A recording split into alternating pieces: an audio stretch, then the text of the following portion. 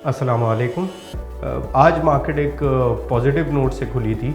कोई तकरीबन 500 पॉइंट से बढ़ के मॉर्निंग सेशन में 1,12,569 पॉइंट का मार्केट ने हाई लगाया। लेकिन उसके फ़ौरन बाद ही हमने जो है ना पहले सेशन में एक सेलिंग प्रेशर मार्केट में आने लगा और मजमूई तौर पर कोई 543 पॉइंट्स माइनस होकर बाज़ार 1,11,487 पॉइंट्स पर क्लोज़ हुई। मार्केट में मजमूई सरमायाकारी कोई तकरीबन 28 अरब की हुई। तो अगर थोड़ा सा मार्केट का ट्रेंड बताते चले अपने व्यूअर्स को और इन्वेस्टर्स को, जैसे जैसे मार्केट नीचे आ रही है सरमायाकारी का जैसे आप पिछली वीडियोस में भी देख रहे हैं कि मार्केट में वैल्यू गिरती आ रही है और जो नॉर्मल ट्रेंड के हिसाब से होता है, जब मार्केट डिक्लाइनिंग ट्रेंड पे होती है तो वॉल्यूम्स और वैल्यू दोनों ही गिर रहे होते हैं। खैर ये तो कुछ ट्रेंड की बात थी और दूसरा ये अब एक इम्पॉर्टेंट टाइम है मार्केट में कि रिज़ल्ट सीज़न आ रहे हैं। बहुत सारी कंपनीज़ के जो शेयर्स हैं, जैसे बैंकिंग शेयर्स हो गए, जैसे फार्मास्यूटिकल कंपनीज़ हो गई, उनके एयर एंड के रिज़ल्ट्स हैं। इसी तरीके से दूसरी कंपनीज़ हैं, ENPs हो गई, OMCs हो गई और दूसरे सेक्टर्स हो गए, उनके हाफ ईयरली रिज़ल्ट्स अब आना शुरू हो गए हैं।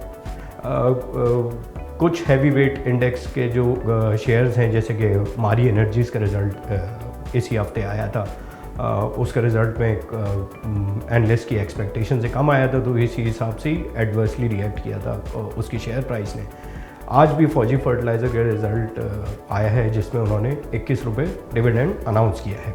अगला एक पूरा महीना जो है ये रिज़ल्ट सीज़न फुल स्विंग में रहेगा और नॉर्मली हमने अगर हिस्टोरिकल ट्रेंड मार्केट का निकाल के देखें तो हमने यही देखा है कि जब रिज़ल्ट सीज़न से पहले मार्केट अच्छी मूव दे देती है तो एक कंसोलिडेशन मार्केट में दिखती है जब रिज़ल्ट्स आना शुरू होते हैं, क्योंकि उसमें ये होता है कि कुछ रिज़ल्ट्स एक्सपेक्टेशंस के हिसाब से आते हैं तो नॉर्मल रिएक्ट करती है मार्केट।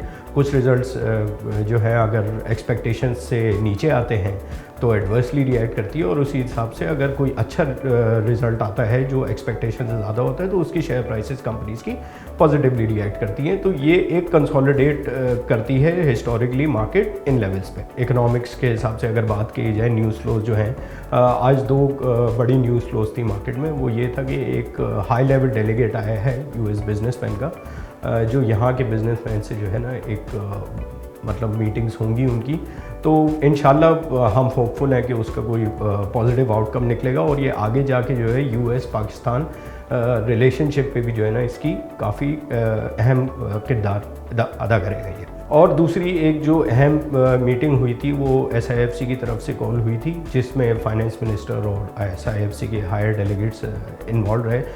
वो थी कि इलेक्ट्रिक के हिसाब से कि इनके जो हिस्टोरिकल जो इश्यूज़ हैं, जो मल्टी ईयर टैरिफ से रिलेटेड इश्यूज़ हैं, उम्मीद उसमें ये की जा रही है कि उसमें कोई हतमी फैसला आने का इम्कान हो सकता है। तो ये एक अच्छी खबर हो सकती है इकॉनमी और मार्केट के हिसाब से। एंड में सिर्फ यही कहना चाहूँगा कि जैसे हम पहले भी इन्वेस्टर्स को बताते हैं, क्योंकि ऑब्वियसली मार्केट ने जो है पिछले साल के एंड में कोई नवंबर दिसंबर में इतना लंबा रन अप दे दिया था, तो ऑब्वियसली अब इन लेवल्स पे जो है ना institutional selling in terms of profit taking और इंडिविजुअल्स की भी प्रॉफिट टेकिंग आपको देखने को मिल रही है, जिसकी वजह से ना बाज़ार आहिस्ता आहिस्ता नीचे आ रही है। लेकिन हम अभी भी अपने इन्वेस्टर्स को यही बताएंगे कि फंडामेंटली बहुत स्ट्रॉन्ग लग रही है हमें बाज़ार, और जैसे जैसे ये बाज़ार नीचे आ रही है एक नई अपॉर्चुनिटी बन रही है लॉन्ग टर्म इन्वेस्टर्स के लिए बाइंग की यहाँ पर।